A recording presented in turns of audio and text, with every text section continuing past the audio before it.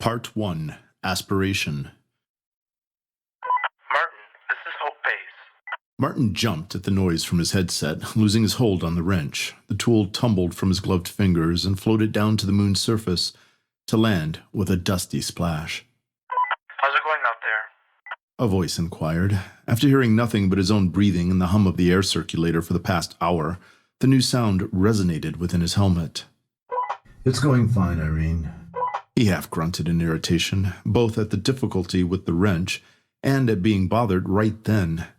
They were members of a crew performing the first extended stay mission at the Hope Base on the larger moon, Salas. Irene was the commander and Martin the crew's engineer, but she treated him as if he were little more than a handyman. Are you almost finished? I need to contact Mission Control, and Reitman needs her shows so she can stop getting on my nerves. Yes, it'll be up and ready soon. He grimaced at the rigid gloves that made it difficult to grasp anything. They were a necessary annoyance, but an annoyance nonetheless. Damn gloves. Repeat that, Martin. I didn't copy. Nothing. I'll be done shortly, Hope. Martin out. Martin reached over to the display panel on his wrist and disabled the headset, mashing the buttons with a bulky fingertip. Dealing with the gloves was irritating enough without a voice in his ear. His task would not have been so complicated if magic was permitted during space missions. Casting a simple dome of air around himself would have made the job much easier. But the restriction was understandable. Composing magic and then maintaining that composition off-planet was difficult, not to mention the struggle of maintaining an air bubble against the vacuum of space. Huffing in frustration, he buried the fingers of his gloves into the soil and obtained a mass of dust with the wrench. He passed the tool to his other hand, then let the dust slide from his palm. A chill washed over him as he watched the particles descend in a cloudy stream. So similar to the dirt back home, and yet completely foreign.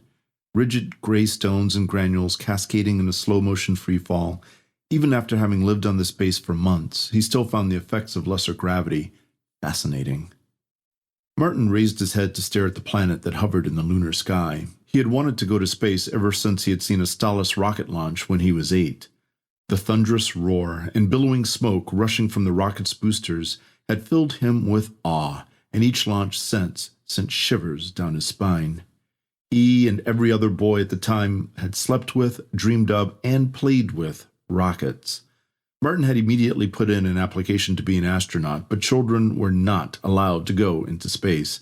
He was persistent, though, and when he received his acceptance letter during his final year of college, he jumped to join the space program, no questions asked.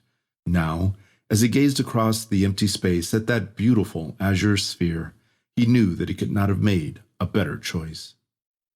He returned his focus to the disabled communication satellite dish in front of him and used the wrench to remove a secondary panel.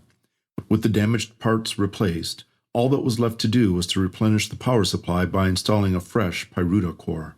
The dish was equipped with solar panels, but any external equipment still required a power source for shadowed hours. Removing the circuit card from its slot, he examined the current Pyruta core that it contained. The core was only about half degraded, little fractures showing in the violet marble's surface, but since he was there, he figured he might as well change it out. The older one would be kept as a spare. Martin placed the card into his toolbox, then picked up a new card containing a fresh core and slid it into the slot. He felt the card click into place, and a light at the top of the slot pulsed a warm yellow. Power was waiting. The dish was ready to be reactivated. He closed the panel, watched the wrench float down into the toolbox near his feet, and then reached for the power switch on the side of the satellite support rod. With a silent spark, the lights around the rim of the dish came to life. Martin stepped back to admire his work. Fixing the dish itself was nothing spectacular, but he had done it on one of the moons. His father might call him a dreamer, but he would be proud. Pausing to admire the planet one more time, Martin latched the toolbox shut and headed toward the base's nearest airlock.